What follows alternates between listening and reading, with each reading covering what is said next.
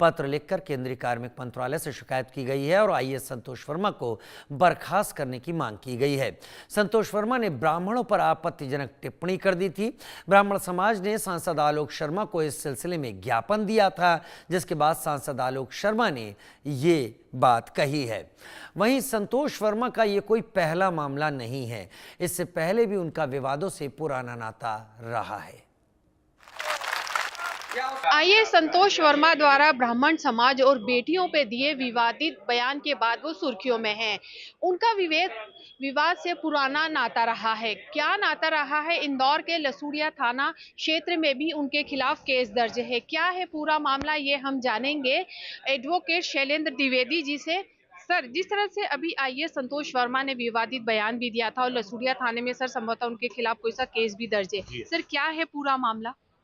भोपाल में इनका अजाके का कोई अधिवेशन चल रहा था, उसमें ये संतोष वर्मा जो आईएएस अफसर जो कि अभी अभी वापस बहाल हुए हैं, ये 6 महीने की एक प्रकरण में जो है जेल रह चुके हैं और इनकी जमानत सुप्रीम कोर्ट से हुई थी और वहाँ से आने के बाद ये किस तरीके से बहाल हुए, अब इसकी भी जांच होना चाहिए, क्योंकि कोई भी शासन का नियम है, यदि एक व्यक्ति एक दिन भी जेल जाता है कोई व्यक्ति तो सस्पेंड होता है और उसके बाद उसको बहाल होने में जब तक वो प्रकरण का निराकरण नहीं हो जाता है तब तक वो वापस बहाल नहीं हो सकता। लेकिन किस कारण से इनको बहाल कर दिया और फिर ये आईएएस अफसर का उसी पद पे वापस कार्य करने के लिए चले गए, फिर ये बात की बात है।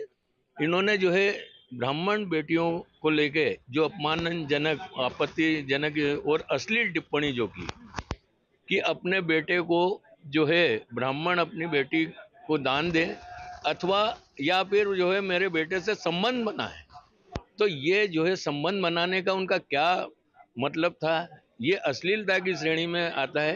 क्योंकि दान देने वाली भी बात, भाई आपको दान देने की बात करने की बात, इस प्रकार की जो ब्राह्मणों के बारे में आपने जो बोला है, मैं कहता हूँ किसी भी वर्ग का, ब्राह्मण तो ठीक है, किसी भी वर्ग की बेटी के बारे में आप इस प्रकार से कैसे बोल सकते हैं? सर, जो लसूड़िया थाना में जो मामला है, जी हाँ सर वो मामला क्या है, उसको लेकर सर अभी क्या अपडेट है? वो अपडेट ये है कि उसमें ये प्रकरण अभी विचाराधीन है न्यायालय में और शायद 420, 467, 68, 471 का मामला है और 2 जज प्रथम श्रेणी न्यायिक दंडाधिकारी उस मामले में जो है अभी सस्पेंड भी हो गए। एक फर्जी कोई आर्डर यहाँ से न्यायालय से जारी हो गया था जिसमें जो है इनके खिलाफ जो मामला चल रहा था उसमें इनको वो एक में बरी होना बता दिया था, उसको लेके इनको अवार्ड मिला है ना वापस आईएएस का। तो मेरा जो ये जो अपमानजनक जो टिप्पणी जब मैंने देखी सोशल मीडिया पे पेपरों में, तो मुझे काफ़ी आहत हुआ मैं कि जो है किसी भी वर्ग, ब्राह्मण ठीक है लेकिन कोई भी वर्ग के बारे में इस प्रकार की लड़कियों को, बेटियों के बारे में यदि आप बोलेंगे तो ये अपमानजनक है और आपत्तिजनक टिप्पणी थी।